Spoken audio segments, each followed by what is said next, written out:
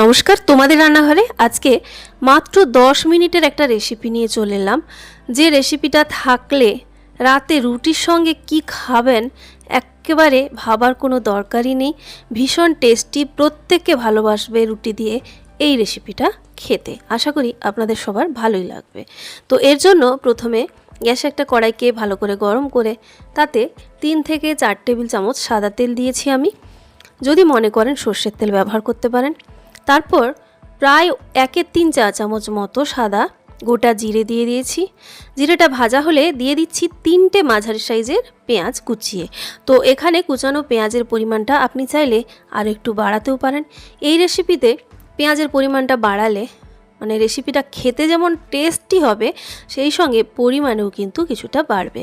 তো পেঁয়াজটাকে হালকা নরম হয়ে যাওয়া পর্যন্ত একটু নাড়াচাড়া করে নিতে হবে। দেখতেই পাচ্ছেন পেঁয়াজটা হালকা নরম হয়েছে। এবার এর মধ্যে যে বাটা মশলাটা দিচ্ছি, এতে প্রায় সমান পরিমাণ আদা, রসুন, অল্প একটু জিরে আর একটু শুকনো লঙ্কা দেওয়া রয়েছে। 2.5 চা চামচ আমি এখানে দিয়ে দিলাম। প্রায় সমান করে আদা, রসুন আর অল্প একটু জিরে এবং শুকনো লঙ্কা মিশিয়ে বেটেছি। এবার এই পেঁয়াজের সঙ্গে আদা রসুনের কাঁচা গন্ধটা চলে যাওয়া পর্যন্ত একটু ফ্রাই করতে হবে। তার মাঝে রেসিপির স্বাদ মতো নুনটা অ্যাড করে দিচ্ছি। মোটামুটি 2.5 থেকে 3 মিনিট নাড়াচাড়া করলেই দেখবেন আদা রসুনের কাঁচা গন্ধ কিন্তু একেবারে চলে যাবে। ফ্লেমটা একটু বাড়িয়েই রাখবেন, যেহেতু টানা নাড়াচাড়া করছেন তাই ফ্লেম বাড়িয়ে রাখলে কোনো অসুবিধে নেই।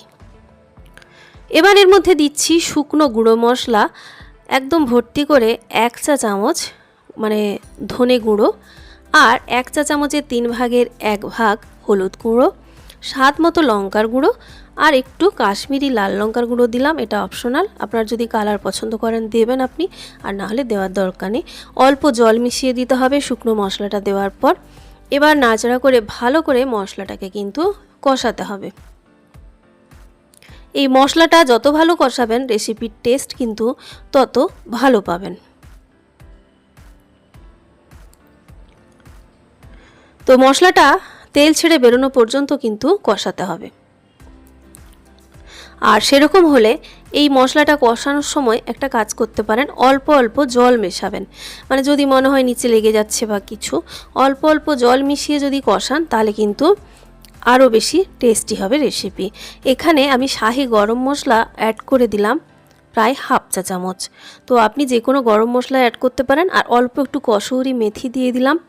জলটা দিয়ে আরও ভালো করে তেল ছেড়ে বেরোনো পর্যন্ত আমি কিন্তু এটাকে কষাবো। আচ্ছা, শাহি গরম মশলার যে রেসিপিটা অলরেডি চ্যানেলে দেওয়া রয়েছে, যদি কারোর দরকার মনে হয় গিয়ে দেখতে পারেন। দেখুন কি সুন্দর করে তেল ছেড়ে বেরোচ্ছে। এই সময় আমি প্রায় 1 টেবিল চামচ মতো টক দই নিয়েছি। আমি টক দইটা এখানে কম ব্যবহার করছি, তো আপনি চাইলে একটু বাড়াতেও পারেন। বেশ ভালো করে ফেটিয়ে টক দইটা দিয়ে দিচ্ছি।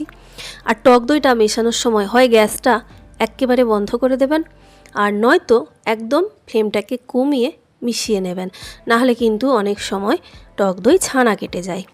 তো দেখুন একদম খুব সুন্দর করে মিশে গেছে। আমি কিন্তু গ্যাসটা বন্ধ করে দিয়েছি। আমি এইভাবেই বেশিরভাগ সময় করে থাকি। তো গ্যাসটা বন্ধ করে বেশ ভালো করে সব কিছুকে মিশিয়ে নিচ্ছি। তারপরে কিন্তু গ্যাসটা এবার অন করে দিতে হবে। এবার ভালো করে মেশানো হয়ে গেলে টক দইয়ের বাটিটা ধুয়ে অল্প একটু, খুব বেশি যে দিতে হবে এমন না, অল্প একটু জল আবার মিশিয়ে দিচ্ছি। যেটা বললাম, অল্প অল্প জল মিশিয়ে এই মশলাটিকে যত ভালো করে কষাবেন রেসিপির কিন্তু টেস্ট তত ভালো হবে। এখানে এই রেসিপির মূল টেস্ট আনার মূল রাস্তাটাই হচ্ছে এটা, যে খুব ভালো করে মশলাটিকে কষাতে হবে। আর যা যা মশলার কম্বিনেশন বললাম দেওয়ার চেষ্টা করবেন। আরও কিছুটা জল দিচ্ছি। দেখুন বেশ ভালো করে কিন্তু তেল ছেড়ে গেছে মশলা থেকে, দেখতেই পাচ্ছেন। তারপরেও একটু জল দিয়ে দিলাম। জল দিয়ে ভালো করে একটু মিশিয়ে এটাকে কিন্তু ঢাকা দিয়ে রাখবো। ঢাকা দিয়ে রাখার সময় ফ্লেমটাকে একটু কমিয়ে দিতে হবে। মোটামুটি 4 থেকে 5 মিনিট আমি লো মিডিয়ামের মাঝামাঝি ফ্লেমটা রেখে এটা ঢাকা দিয়ে রাখছি। এবারে দেখুন নিয়েছি আমি এখানে পনির বা ছানা দুটো দিয়েই বানানো যাবে।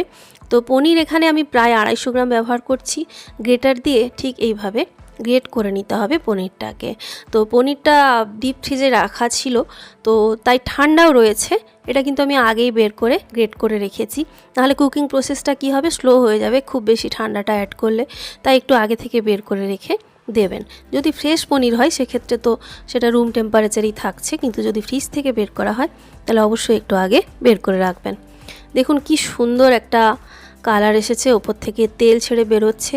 এই রেসিপিটা কিন্তু খুব কম তেলে অতটাও ভালো লাগবে না, একটু তেল দিয়েই আপনাকে রেসিপিটা রান্না করতে হবে, তবেই আপনি ভালো টেস্ট পাবেন। কি সুন্দর করে দেখুন মশলাটা কষানো হয়ে গেছে। এবার এই যে যখন তেল ভাসছে একেবারে ভালো করে, সেই সময় এর মধ্যে আমি কয়েকটা কাঁচা লঙ্কা একটু ফাটিয়ে নিয়েছি, দিয়ে অ্যাড করে দিলাম। এতে করে কি হবে, স্বাদও ভালো পাবেন, আর সেই সঙ্গে শেষের দিকে দিলে কাঁচা লঙ্কার ঝালটাও বজায় থাকে, আর যার যেরকম ঝাল লাগবে সেই মতো লঙ্কাটাকে ফাটিয়েও খেতে পারবেন। আর এখানে 1 চা চামচ আমি চিনি অ্যাড করলাম, একটু হালকা মিষ্টি ভাব হলে রুটির সঙ্গে ভালো লাগবে। যদি মনে করেন না দেবেন, নাও দিতে পারেন আপনি। এবারে দরকার মতো জল দিচ্ছি। জলের পরিমাণটা অবশ্যই নিজের পছন্দ মতো কম বেশি করতেই পারেন, তবে একেবারে শুকনো হয়ে গেলে কিন্তু রেসিপিটা ভালো লাগবে না, যেহেতু রুটি দিয়ে খাওয়া হবে।